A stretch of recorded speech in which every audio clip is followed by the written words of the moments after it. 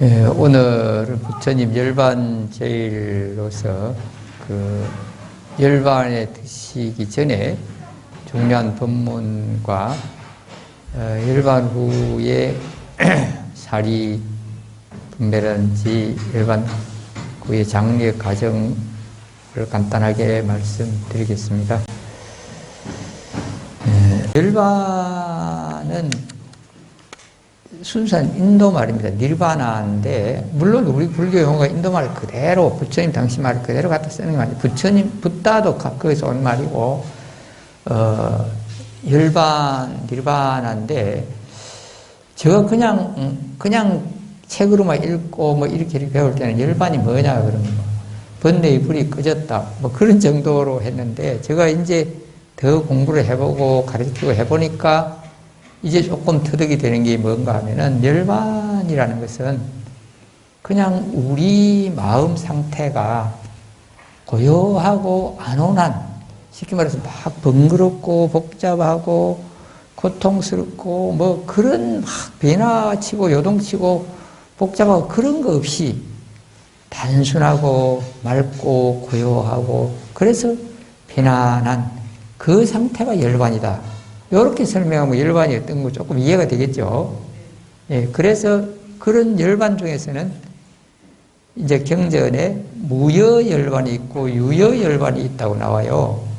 그래서 무여열반이라는 것은 이제 조금의 동요, 마음에 막 요동치는 그런 움직임이나 또는 고통이나 짜증이나 이런 화를 내는 이런 전혀 없는 상태가 무여열반이에요. 그러니까 그 인간의 고통이라든지 번뇌라든지 막 움직이고 복잡한 그런 것이 하나도 없는 상태를 무여열반이다. 나머지가 없는 니르바나, 열반이다. 그렇게 말하고, 이제 유여열반이라는 것은 마음이 고요하고 안온한 경지를 충분히 도달했고 내가 내 마음을 잘 다스려서 그렇게 될 수도 있지만 그러나 전혀 고통이나 번뇌가 없는 건 아니다. 그런 거. 그럼 왜 그런가? 부처님은 생전에 그런 경지에 도달했는데 몸이 아프면 아프구나, 배가 고프면 고프구나 그런 걸 느끼고 이걸 해결해야 되겠다는 건 있을 수밖에 없어요. 그 다음에 누가 막 매달리고 또 안 좋은 일이 있으면 저걸 좀 도와줘야 되는데 그런 연민의 생각이 일어나죠. 그런데 그게 막 고통스럽고 짜증스럽고 그런 건 아니지만 어쨌든 살아있는 한 그런 번거로움이나 복잡함이나 고통이 조금은 있을 수밖에 없다. 우리 육신을 완전히 버리지 않는 한 몸이 아픈 건 어쩔 수 없고 부처님이 그 열반의 경지 깨달음이 이르러도 몸 아픈 거는 통증은 느끼시는 것이고 공양을 안 드시면 배가 고프면 느끼시는 거예요. 물을 안 마시면 갈증을 느끼는 겁니다.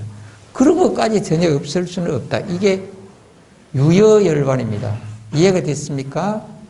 그 다음에 이제 무여열반이라는 것은 육신이 없이 마감하니까 순영혼의 경지에 들어갔으니까 그런 육신의 고통, 배고프다, 아프다, 그런 걸 겪을 끝도 없다.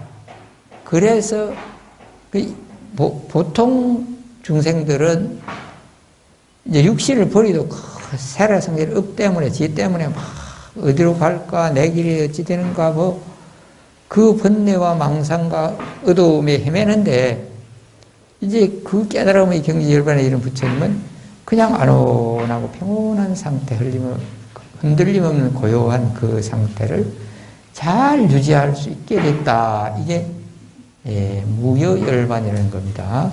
그래서 우리 열반하면 그런 것 알아야 되겠다. 그럼 왜 이런 걸 부처님 사후에 우리도 죽지도 않았는데 그런 것까지 알아야 되는가?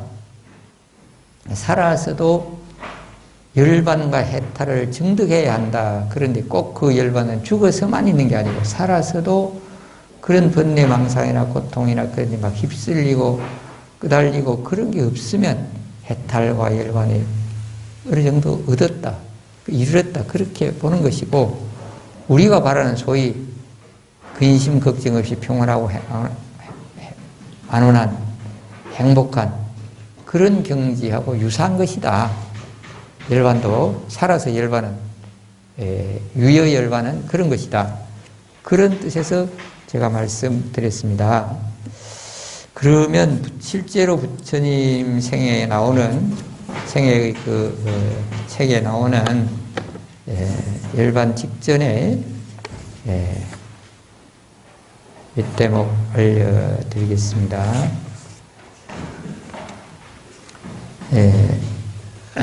이제 석가모니 부처님께서 위살리라는 지역을 떠나서 쿠시나가라 쪽으로 가실 때 위살리에서 이제 몸이 좀 아프셨어요. 음식을 잘못 드시고.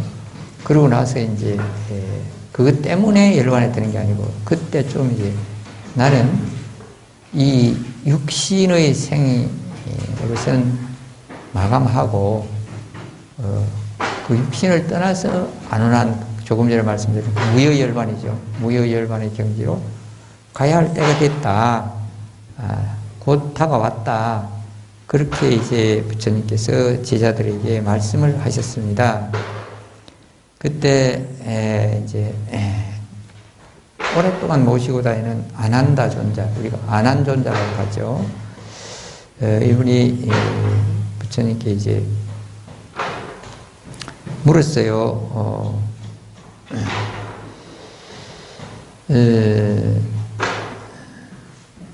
세존이시여, 세존께서 계시지 않으면 저희는 누구를 믿고 무엇을 의지해야 합니까? 만약 부처님께서 이제 열반에 드시면, 우리말로는 돌아가시면, 떠나시면 누구를 믿고 의지해야 합니까? 많은 제자들과 많은 불자들, 신도들, 또 국민들이 있는데 그런 뜻이 뒤에 깔려 있어요. 아난다여, 너 자신을 등불로 삼고 너 자신에게 의지하라. 너 자신 밖의 다른 것에 의지하지 말고 오직 너 자신에게 전념하라. 법을 등불로 삼고 법에 의지하라. 법을 떠나 다른 것에 매달리지 말라. 자신과 법을 등불로 삼고 의지한다는 것은 어떻게 하는 것입니까? 그렇게 또 물었어요. 그랬더니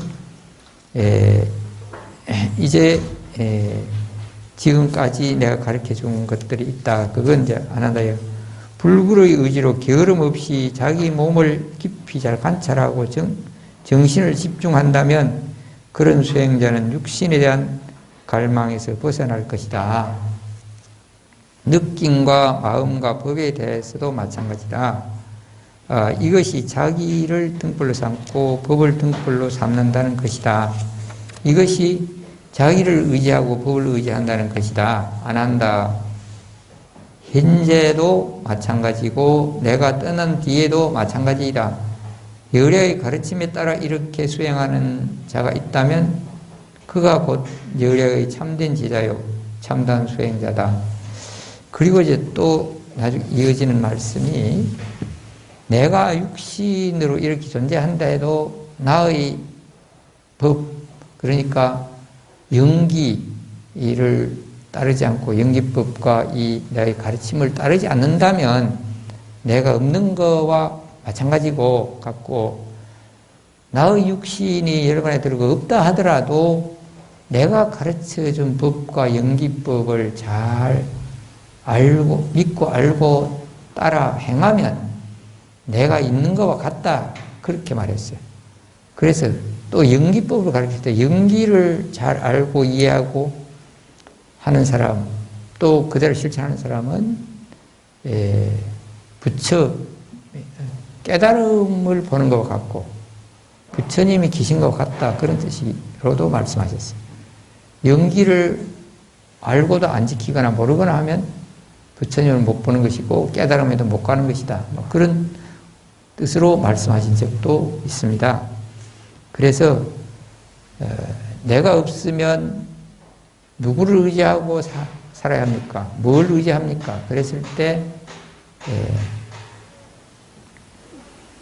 각자 자신을 의지하고 등불로 삼고 나의 가르침을 의지한 모든 불로 삼으라. 이게 중요한 것이고, 그러면서 그런 것 중에 아까 몸과 뜻과 법, 내 몸의 느낌이나 내 생각의 느낌이나 그 가르침을 잘 통찰하고 관찰하면서 거기에 그런 수행과 실천을 해갈 때 내가 없더라도 여러분은 지혜롭게 평안하게 평화롭게 잘 살아가는 것이다. 그런 의미가 있습니다. 그러면서 이제 연기를 보는 건 나와 같다는 말씀을 했지만 요거보다 조금 앞에 위살이라는 그런 지역에서 또 계율을 잘 지켜야 한다. 그런 말씀을 하셨어요. 계율을 잘 지켜야 한다는 말은 마지막 제자들이 의지할 때도 이 말씀 비슷한 거예요. 계율을 스승으로 삼아라. 내가 없다 해도 계율, 내가 말한 기행입니다. 그럼 그게 이제 우리 신자들은 5개가 있고 또 가장 근본은 3기 불법성을 공경하고 뭐 그런 것이고 비구들에게는 뭐 250가지 지킬 게 있고 비구에게는 348가지 지킬 게 있고 이런 것들이 계율인데 이 백성들에게도 계율에 대해서 말씀합니다. 계율을 어기는 행실, 나쁜 사람에게는 그렇게 계율을 어기고 그런 행실을 하는 나쁜 사람에게는 5가지 손실이 있습니다. 첫째, 재산이 줄고, 둘째, 평판이 나쁘고, 셋째, 많은 사람이 모인 자리에서 떳떳하지 못하고, 넷째, 죽을 때 허둥대고 괴로워한다. 다섯째는 죽은 뒤에 지옥에 떨어 지옥 고통을 받게 된다. 그게 이제 그 계율에 대해서 말씀입니다. 반대로 계율을 지키고 바른 행실로 살아가는 사람에게는 5가지 이익이 있습니다. 5가지 이익이 있습니다. 첫째, 재산이 늘어나고, 둘째, 주변의 평이 좋고, 셋째, 어떤 모임에서 당당하고 누구를 만나든지, 넷째, 죽을 때 허둥거리지 않고 안온하고 태연하게 죽음을 맞이할 수 있다. 이 말입니다. 그 다음에 5째는 죽은 다음에 천상극락에 태어나게 된다. 이렇게 말씀하셨어요. 그래서 마지막에 이 계율을 잘 지키면 또 내가 없다 해도 그렇게 평화롭게 살아갈 수 있다. 그런 말씀을 하셨습니다.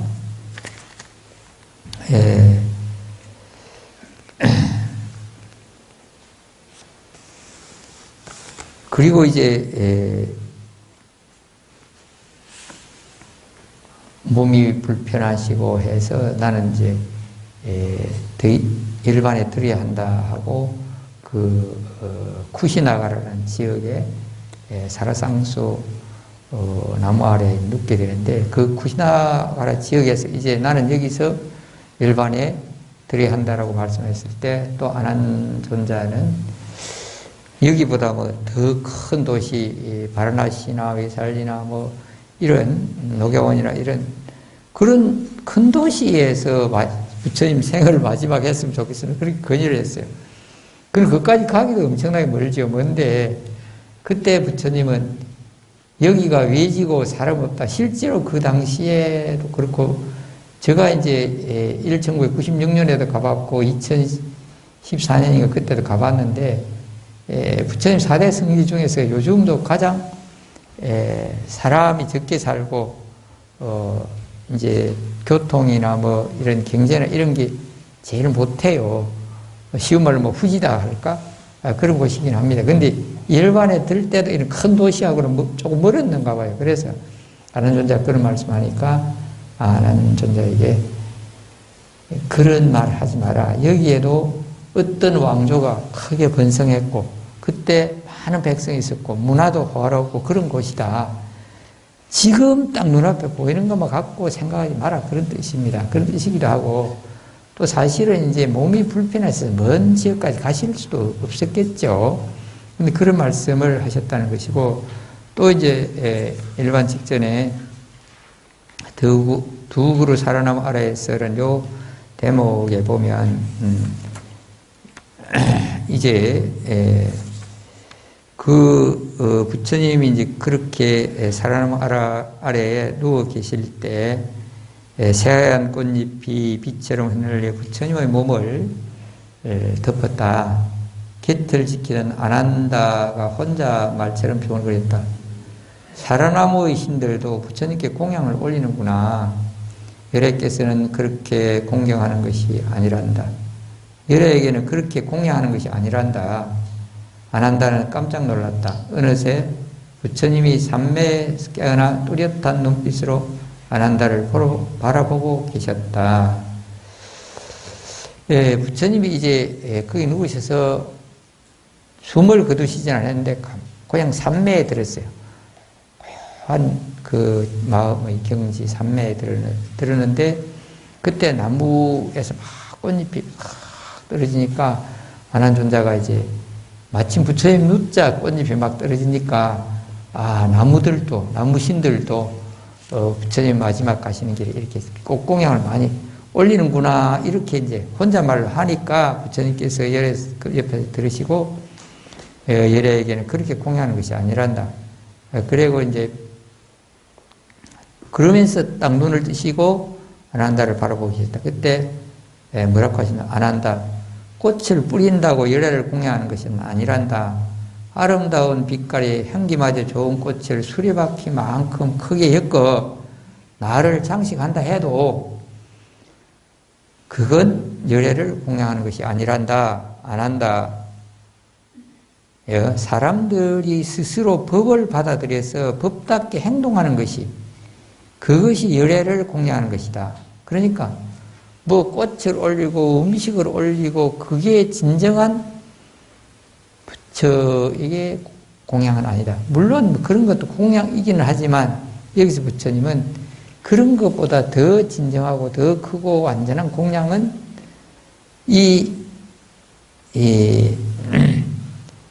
이제 법을 알고 법답게 행동하고 실천하는 내가 가르쳐준 이 가르침을 알고 실천하는 것이다. 그런 걸 강조하시는 것입니다. 그게 오온 12처 18개에 나와 나의 것은 없다. 그리고 오온이라는 것은 색숭의 상행시이고 12처 안입이 설신의가 있고 그 안입이 설신으로 보는 것, 듣는 것, 귀로 듣는 것, 그 마주가 다 있잖아요. 그런 것들이 볼 때 그게 이제 그리고 안입이 설신이가 있으니까 이 눈만 하더라도 눈이 있고 보고 빛이 있어야 되고 그 빛을 통해서 보는 상대가 있잖아요. 내가 보니까 사람이 있고 꽃이 있고 이런 대상이 있어. 이런 걸 이제 근, 경, 식 이렇게 세 가지로 말해서 육근, 육식, 육경 이러면 18개라 그래. 8가지. 18가지가 되는데 그런 것들이 다 나와 나의 것이 없다. 영원한 내 것이 그런 것들 다 영원한 모든 것이 다 내 것도 아니고 영원하게 내 것도 아니고 없다는 걸 깨달아야 된다. 그것이 열애에게 올리는 최상의 공양이다. 바로 내가 소유해야 된다. 내 욕구에 빠진다. 내 느낌이 좋다. 그런 데만 빠지는 것. 또 그건 단순히 꽃을 올리고 뭐 선물을 올리고 그런 것보다 그 진리를 알고 깨달음으로 가는 것. 그게 진정한 부처님께 대한 공양이고 또 내가 진정한 깨달음으로 가는 공양이고 길이다. 뭐 그런 뜻으로 말씀을 하셨습니다. 그리고 나서 또 재미있는 장면이 나와요. 그때 이제 부처님이 열반에 되시고 역시 그는 더운 지역입니다. 그러니까 자주 제자들이 이제 부채질을 해주는데 특히 이제 열반 직전 들어서 몸이 안 편하시죠, 사실은. 그러나 그 안 편함에 막 고통스러워하고 이걸 놔야 되겠다 그런 생각은 없지만 어떤 몸이 힘을 잃고 이제 누워 계시는 그런 상태고 어쨌든 부처님께 이 몸집이 컸던 우빠와나가 부처님 앞에서 부채질을 하고 있었다. 부처님은 명령을 내릴 때 말씀하셨다. 다른 때는 항상 조용조용하게 자상하게 이렇게 말씀하시는데 이때는 조금 그런 부분이 덜하게 그냥 단순한 명령처럼 말씀을 했어요. 우빠와나 물러가라. 내 앞을 가리지 마라. 그렇게 말씀했어요. 그러니까 안한존자가 깜짝 부처님 항상 친절하게 자상하게 이렇게 말씀하시네요. 그날은 의조가 조금 달라서 깜짝 놀랐어요. 그 세존이시여, 우빠와는 오랫동안 부처님 곁에서 시중을 들어왔습니다. 늘 열애를 존경하며 늘 배워도 실적내는 법이 없었습니다. 그런 그에게 물러나라 명하시는 것은 무슨 까닭입니까? 항상 시중을 들었고 항상 옆에서 수고를 했고 부처님 공개하고 그런 사람에게 이제 마지막 순간에 앞에 있지만 물러가라 이러니까 좀 냉정하게 너무 푸대접하는 거 아니냐 막 그런 뜻으로 안한존자가 물었어요. 어떤 의미로 그렇게 하십니까? 무슨 까닭입니까? 물었어요. 그랬대 부처님께서는 안한다여, 나에게는 마지막 작별을 구하기 위해서 사라나무 숲으로 수많은 신들이 찾아왔다. 바늘 하나 꽂을 틈 없이 빽빽이 모여든 그들이 우빠와나 비구 때문에 나를 볼 수 없다고 한탄하는구나. 그러니까 이제 살아있는 사람들은 산 사람이나 눈으로 육안으로 보는 것만 보니까 보는데 부처님이 이미 열반에 들기 직전에 그 신들이 많이 와서 당신이 공경하고 이 세상을 위해서 좋은 걸 남기시고 그런 데서 마지막 작별 인사를 하려고 신들이 많이 왔는데 그건 안 보이고 그 신들이 나를 직접 보려 하는데도 이 몸집이 큰 제자가 가르고 있으니까 좀 잘 볼 수 있도록 피해라. 그렇게 말씀하셨대요. 예, 이런 장면들이 있습니다. 이런 이야기는 처음 들어보죠?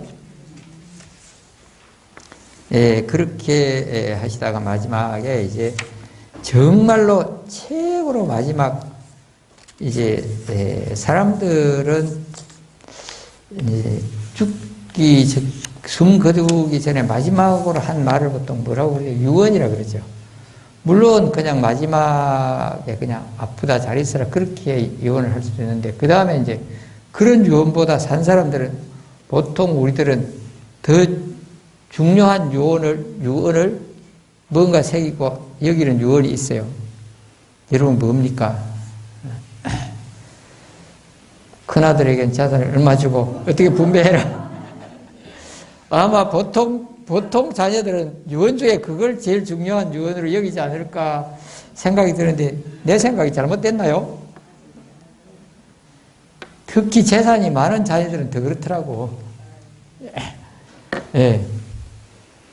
그래서 희사는 누구누구에게 하고 이랬는데, 예. 근데 이제, 부처님께서 정말로 마지막으로 남긴 유언, 아까 이제 그 열반에 들겠다고, 이제 곧 들었다고 이제 제자에게 말씀했을 때는, 자등면, 법등면, 스스로를 의지하고 등불을 의지하라 그 말씀을 하셨는데, 정말 운명이 직전에 마지막으로 남기신 말씀은 이 세상은 불타고 있다. 게으르지 말고 힘없이 정진해라. 딱 이 말씀을 했어요. 그건 무슨 말이냐. 계속 이 세상은 서로서로 의존해 있고 변해가고 있는데 그 진리를 모르고 그 진리에 순응하지 못하면 안 된다. 그 도리를 알고 자기의 마음을 잘 다스리는 이 수행, 이 도에 전념하고 부지런히 해라. 그입니다. 그런 말씀이 최고의 말씀입니다. 그리고 이제 사후에는 이제 그 열반경이나 여러 가지 경에 나오는 것들이 많이 있는데 오늘은 시간이 좀 많이 흘러갔습니다. 그러나 줄거리만 말씀드리면 이제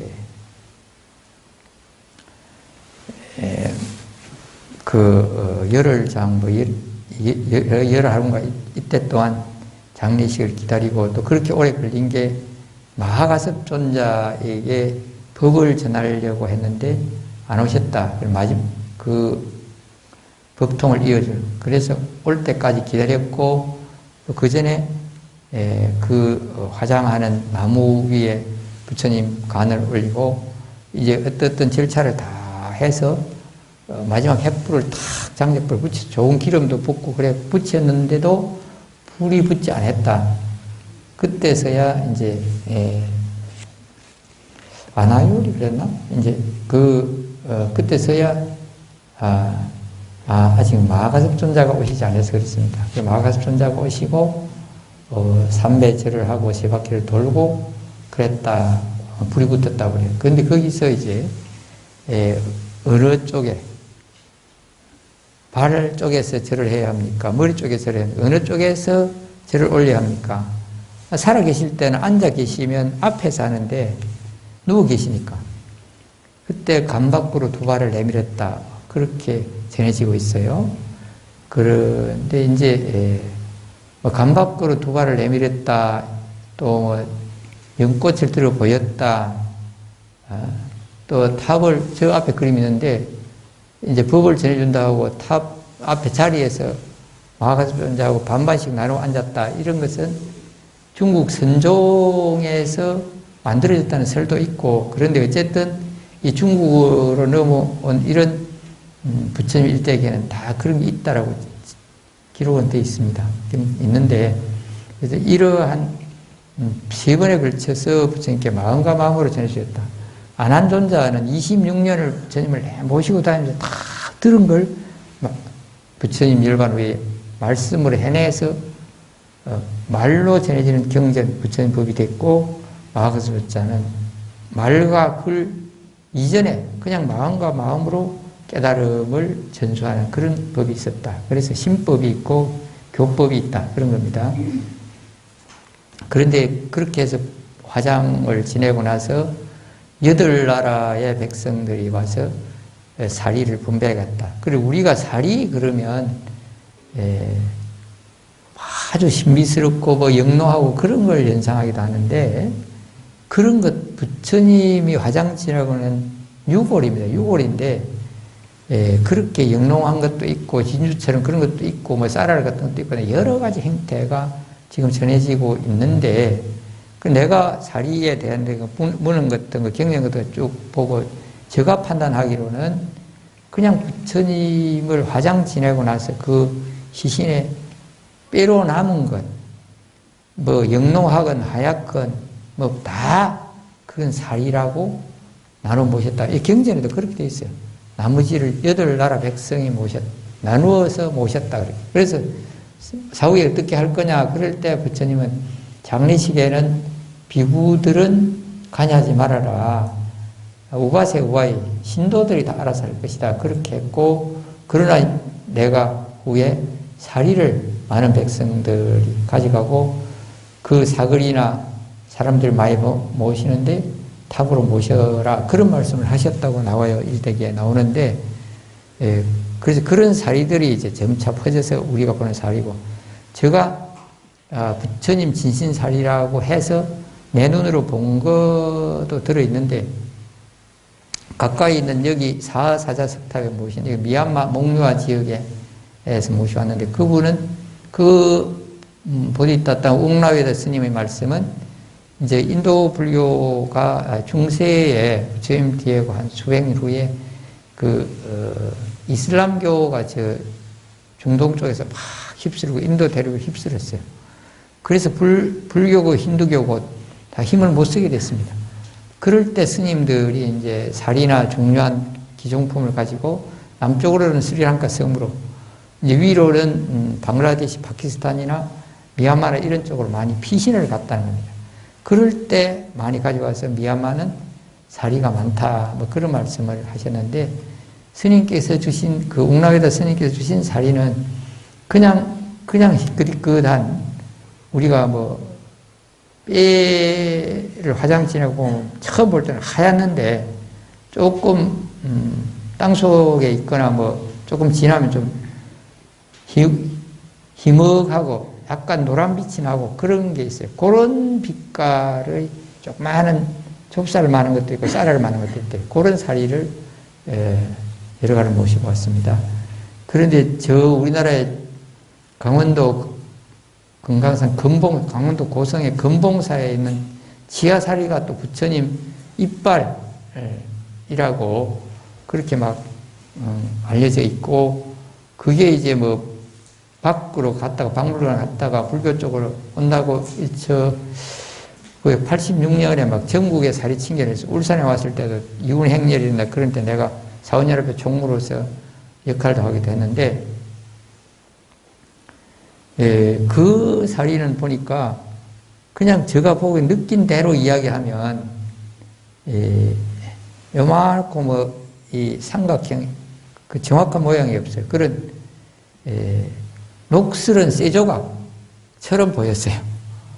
그렇게 보이고, 또 이제 그 인도의 델리의 박물관에 있는 그 사리가 이제 인도 사람들은 가장 부처님 사리의 정통이고 중요한 부분의 사리다 그렇게 말해요. 그것도 칭해. 그거는 이제 좀 하얀 구슬 비슷하게 그렇게 크지는 않아도 그렇게 보였어요. 그래서 사리의 모습들은 이런 여러 가지가 있는데, 그냥 제가 내 마음 나름대로 정리한 것은, 아, 부처님 유골이 여러 형태로 내려왔구나. 그래서 사리라고 하구나. 뭐 그렇게 제가 나름대로 정리를 했습니다. 사리라는 게 그렇다라는 걸 말씀드리고요. 그래서 우리가 이제 부처님 그러면 우리가 바로 보고 느끼는 것은 불상, 불하인데 탑. 탑이 제일 먼저고, 탑이 석가모니 부처님과 가장 가깝다. 직접적인 연관이 있다. 그렇게 볼 수 있죠. 실제로 부처님의 생전 모습은 아니지만 사후에 육신이라도 조금 한 부분이 있다. 사리를 모셨으면. 사리가 없는 곳은 그냥 부처님 경전을 모시거나 아니면 작은 불상들을 만들어서 넣고 모시는 탑도 있어요. 그래서 어쨌든 탑은 불상이나 불화보다 더 먼저 부처님의 상징입니다. 그래서 우리가 지금 배울 수 있는 부처님은 불상, 불화, 탑을 부처님이라고 모셔요.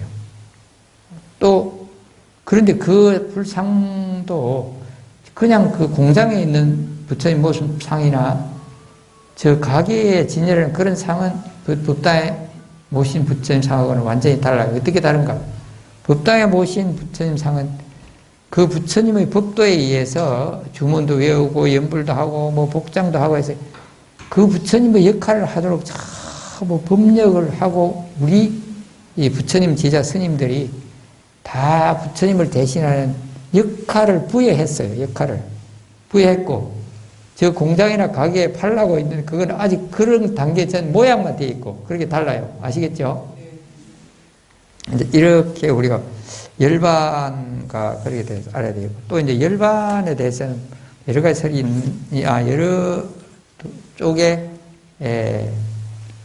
가르침과 경전이 있습니다. 있는데, 열반경에도 뭐 대반 열반경 뭐 두 종류가 있습니다. 있는데, 대승불교 쪽에 전해온 열반경에는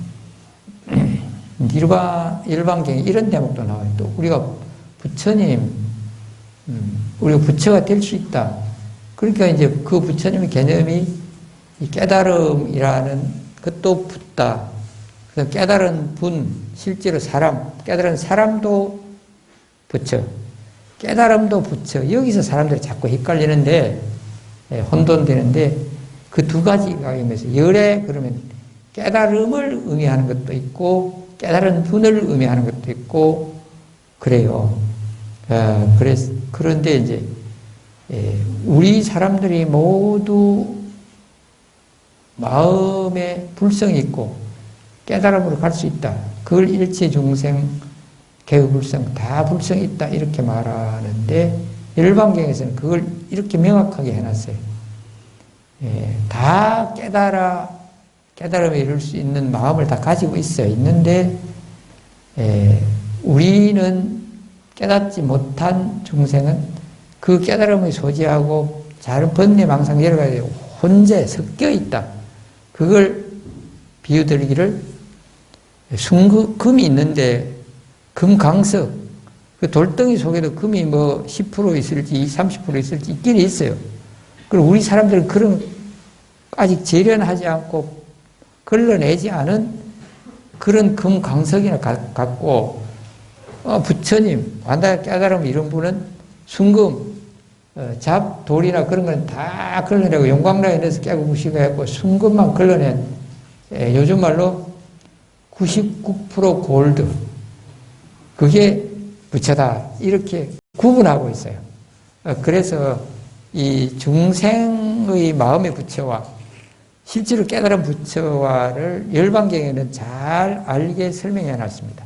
이런 것도 여러분들은 아셔야 되겠다. 그래서 오늘 열반제일에 부처님의 마지막 법문과 또 열반 후에 몇 가지 말씀을 드렸습니다. 여기까지 하겠습니다.